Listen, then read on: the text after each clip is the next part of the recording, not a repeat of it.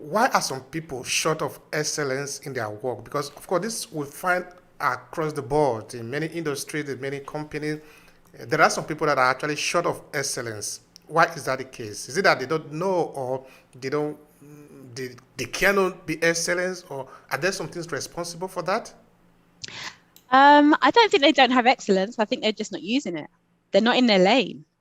So, for example, if I am a person who is amazingly I'm a people person. I get my energy from being around other people, and I'm able to influence and motivate and talk to others. If I was working on a tube, so this is my context back in the UK, if I was working on it as a tube driver, you know, driving the trains through the tunnels every single day, I'm going to absolutely hate that job, because it's not what I like. I like to be around people and talking. If I'm just in a tube, I'm just seeing a tunnel and I'm opening doors, I'm closing doors, and I'm driving the train. I'm not doing anything. I'm not interacting with anybody. You're going to hate it. Absolutely hate it. So it's not that that person then doesn't have excellence. It's just that they're not in the right position. They're not in a job that's using where they're great. So I think it's about where people are finding that they absolutely hate their jobs. I think it's about them thinking, what do I like? What do I do? What do I do amazingly that I don't even have to think about? What do I do amazingly, like I'm using my right hand? Like, for me, it's my right hand, my dominant hand. So what do I do amazingly that I'm using my dominant hand? And I don't even have to think about. And if you're not in a job that uses that skill, then you're going to be perceived as not excellent, or a failing member of staff, or they're just not very good, because they're probably doing something that's not naturally attuned to what they like as a human. So they just then need to go and find what that thing is and do that. So I think everybody has excellence in them, absolutely everyone. It's just tapping into the right post, job, career, whatever that will allow you to do that. So thankfully, I chose the right career. A massive part of my identity is that I like helping people naturally. Being a social worker, I help people. I used to help children and families. I now help social workers. So it's who I am as an individual, and that's fine. I found a job. If I was doing something like, if I was driving a train, I don't know. I don't know. I'd be helping people get to work. All right, I I don't get know. it. I get it. All right, now in the course of your work, in your professional work, have you come across somebody who was not maybe in this line of excellence that you have managed to correct, and this person get a result from your correction? Any case study that you can share with me, maybe as a student of yours, or maybe as a co-worker, or somebody in the line of your profession? Sure. So I was coaching a new social worker. So in the UK, when you qualify as a social worker, you have your first year, which is called your assessed and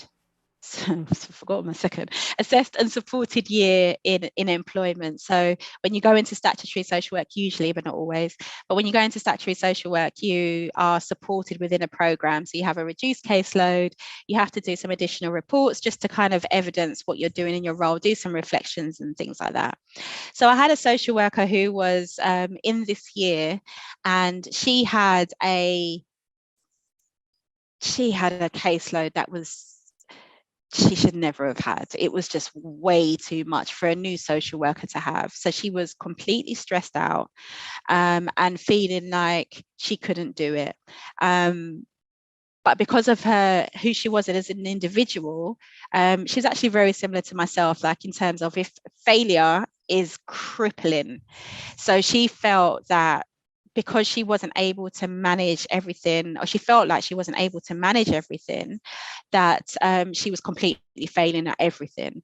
So what I was able to help her to do was, we went through the assessment.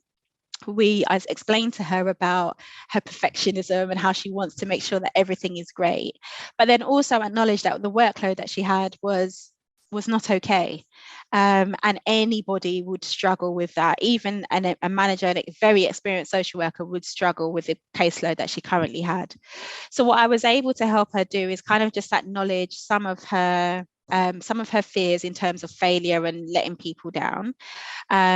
Also provided her with some advice around how to mitigate against some of those challenges that she was having, even just down to putting in some foundations in terms of what to do to sort out a schedule, because she was so overwhelmed she couldn't even think about what she needed to do first. So my coaching sessions for her were very much led by her, and I kind of had some backup things to do.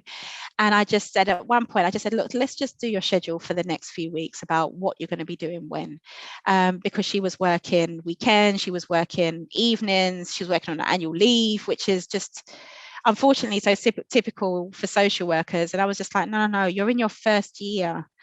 You just come into the profession. We're not setting you up as the foundation of what your career looks like going forward.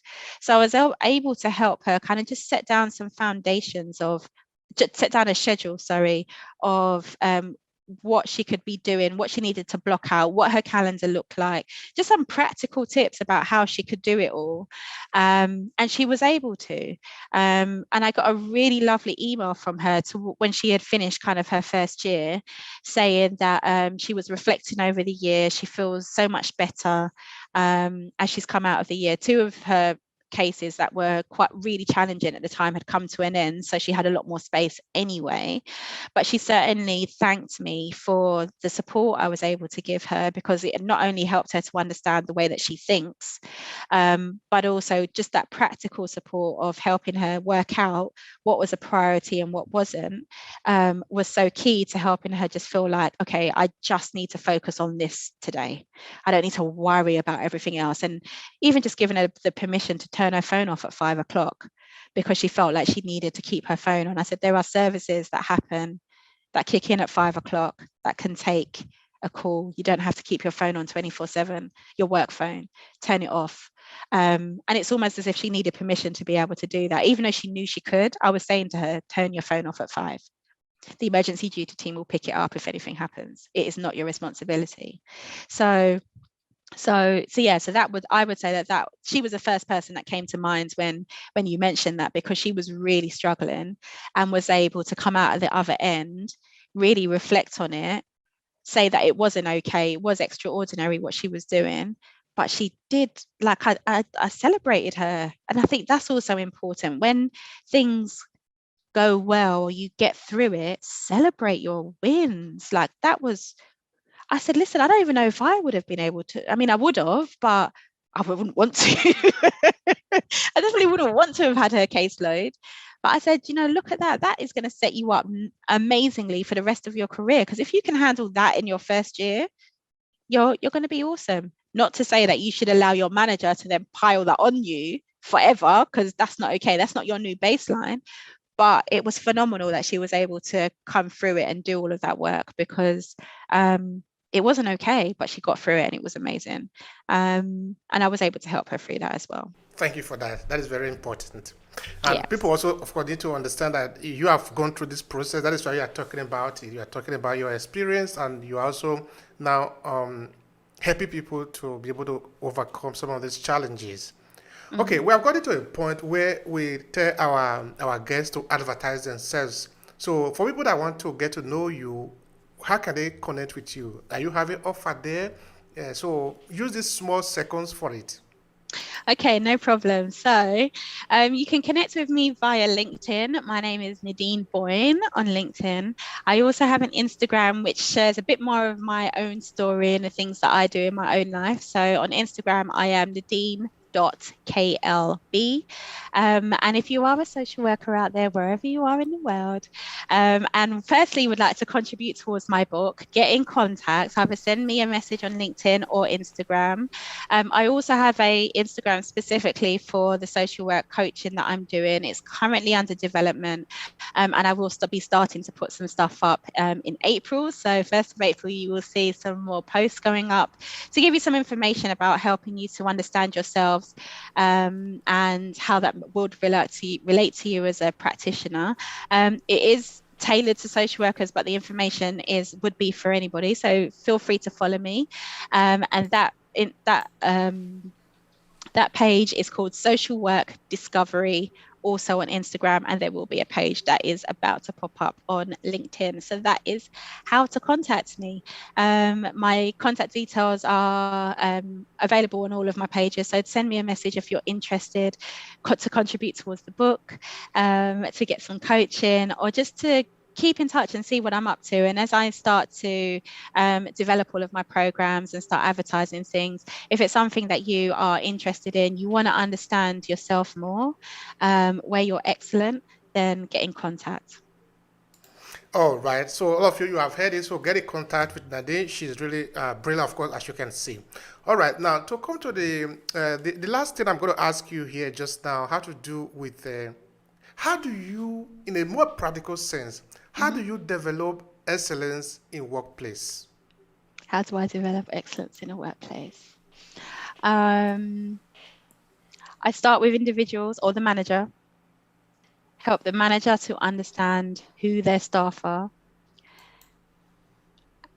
Understand where they're amazing. Understand where they're not so much. Help them in the areas where they're not so much. And then you move forward in your excellence, and you need to value your staff. I left a job previously because I just felt that I wasn't valued. I felt like it was the toxic environment. Whether or not it was, that's how I experienced it. But it's important, especially at this time when there is the great resignation happening, people are reevaluating what their lives look like, and people are making different choices. I moved to the Caribbean in the middle of the pandemic. So people are making real different choices that are related to what they want for themselves. So people are more likely to stay where they feel valued. And if you can show someone that they are valued, and that isn't just about being paid, because I don't know if everybody's underpaid, but social workers do not do it for the income. They definitely do it for the outcome in terms of the families that they serve. But there is such an importance of being valued, and a big part of that is understanding who they are and the communication between everybody within the team. And I think that is the foundation of developing excellence within your team. That's perfect. That is super. All right. Now, I've asked you everything I want to ask you. I don't know, maybe that is something you want to add or to clarify, because we basically have touched a different thing. To conclude the conversation, do you want to say anything, or you want to add? It can be an advice or anything. Please go. I don't think so. I think the only thing I would ask anybody to check out is, especially if you're living in the Western world somewhere and you're a bit tired of being othered. So you're a bit tired of being called ethnic minority, or you're or being called, when the UK I can think of, I don't know what it is in other parts of the world. But if you're a bit tired of being othered, check out a YouTube video. Just Google global majority, and it's by it's a video by one of my colleagues who I deliver some leadership training with. Her name is Rosemary Campbell Stevens, and she created a video which is also, it's about a minute or so, maybe 2 minutes max, and it just speaks about the global majority. And when you kind of just embody that whilst living in the Western world, in the UK, in the States, in Europe, it just makes me turn up a bit differently when I just feel like, actually, I'm a member of the global majority. I'm not a minority ethnic group. Thank you very much. So yeah, that's my only last little plug that I want to put in there. All right, dear Nadine, thank you so much. It has been a pleasure on my part. Oh, it's been awesome. Thank you so much. It's been lovely. I appreciate it.